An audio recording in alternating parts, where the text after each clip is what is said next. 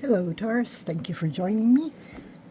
This is going to be a general reading for Sun, Moon, Rising, and Venus. I'm going to jump right in using the Oceanic Tarot deck. Okay, this is for March, Sun, Moon, Rising, and Venus for Taurus. Can't believe it's almost March.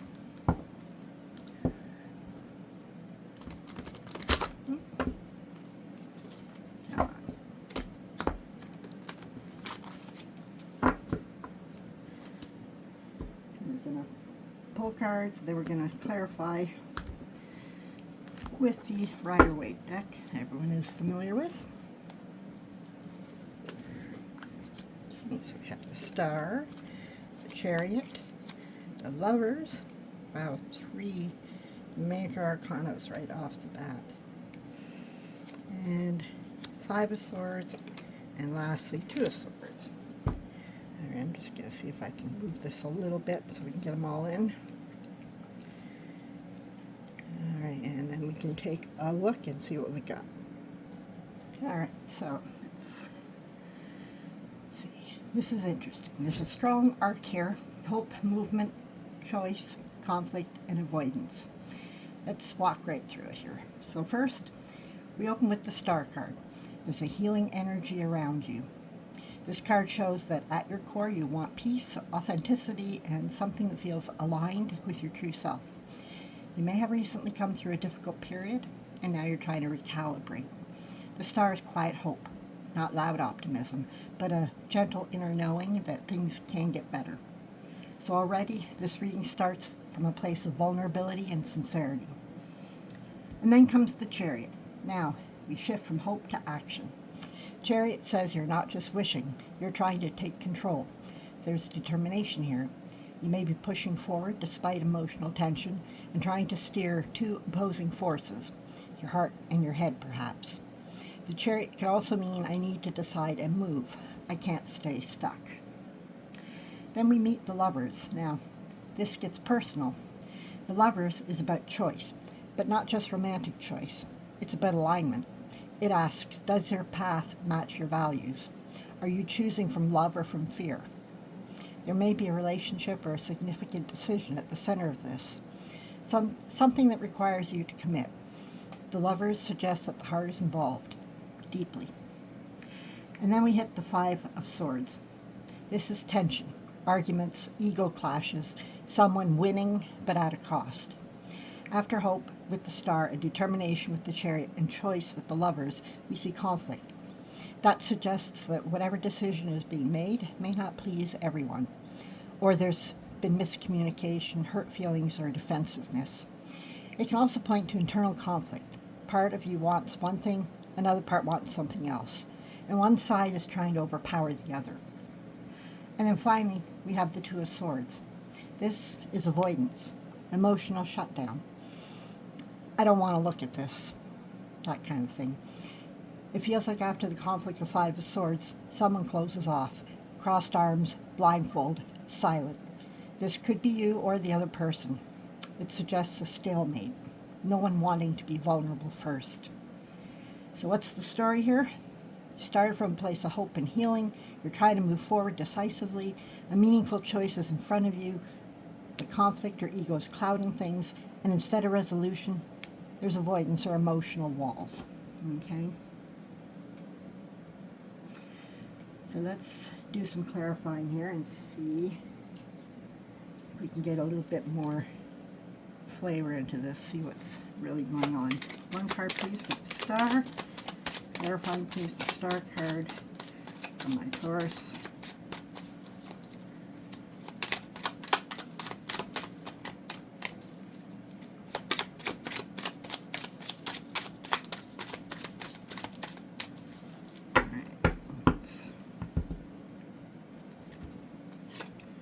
We have the 10 of Wands, a burden card, and then we have the Chariot.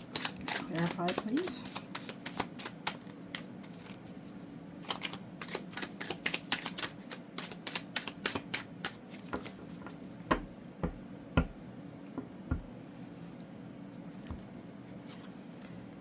Two of Wands. And then for the lovers, clarify please the lovers. What more do we need to know here?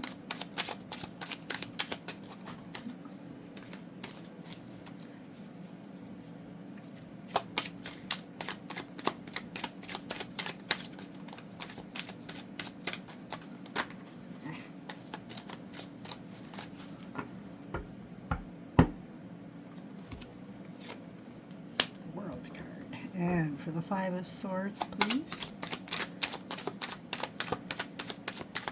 Clarify for us, please.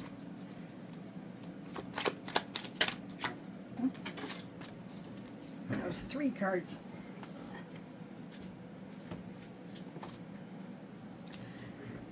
One of them was upright. I will take that.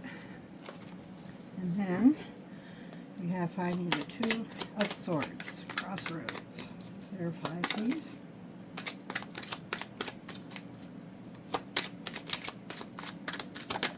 All right, Knight of Wands popped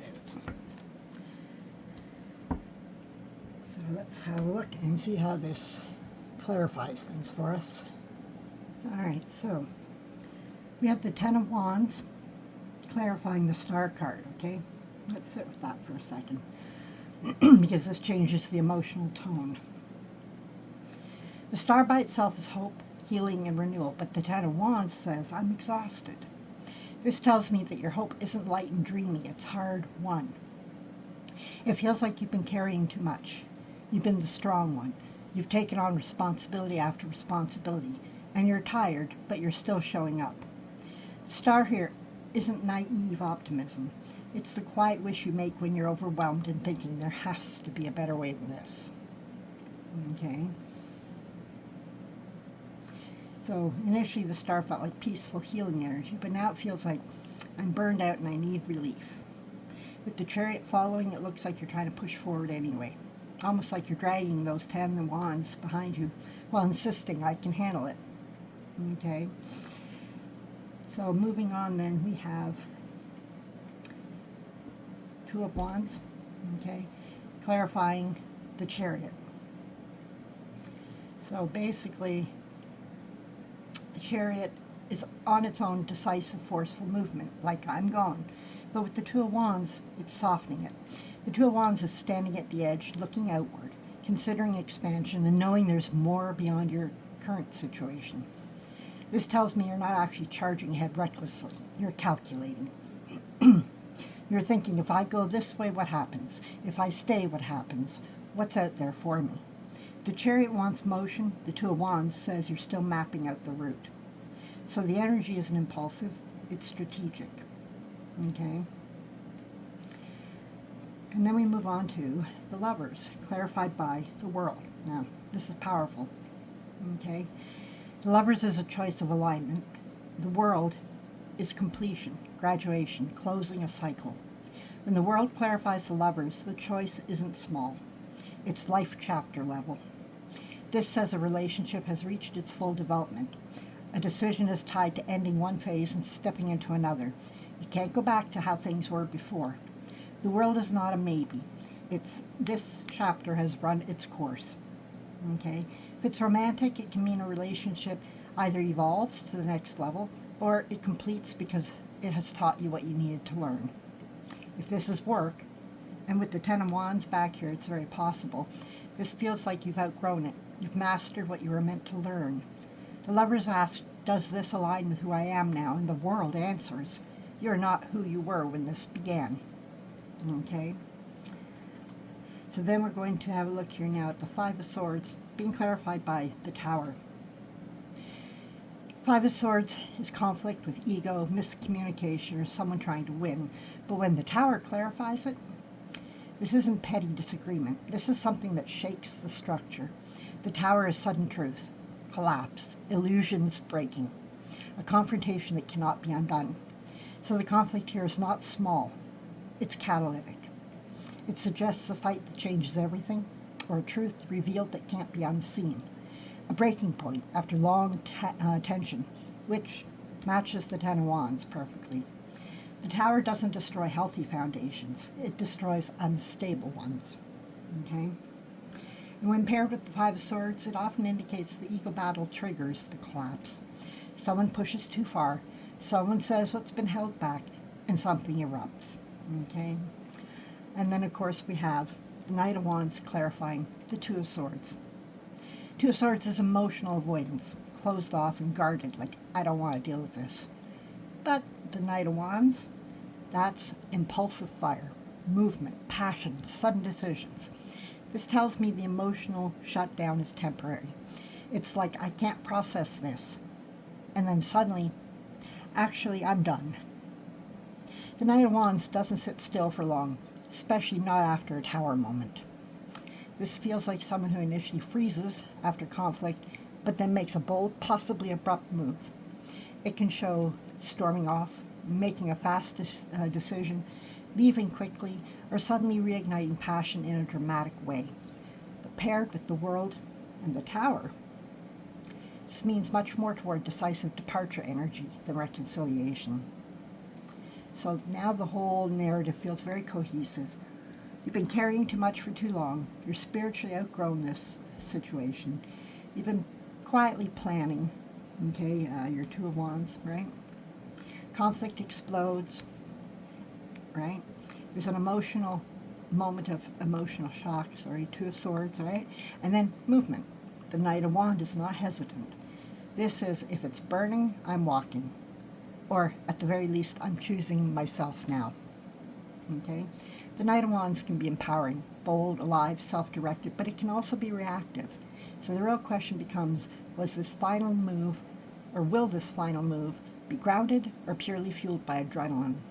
Because the rest of your spread, especially the World, suggests this ending is karmic and mature.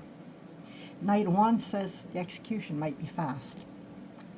So if I step back and look at this intuitively, this feels like someone who has reached their limit and tried to hold it together, experienced a breaking point, and then finally acts. Not out of confusion, out of culmination. Okay? So my Tauruses, I hope you found this helpful. If you did, please give it a thumbs up so we can spread the word to others who need to hear this message. If you would also subscribe, I'd really appreciate that. And if you want to know when I'm uploading new content, please just hit that notification button and it'll let you know. Anyways, at this point, I just want to wish you much love and light, and I will see you in the next one. Thanks. Bye.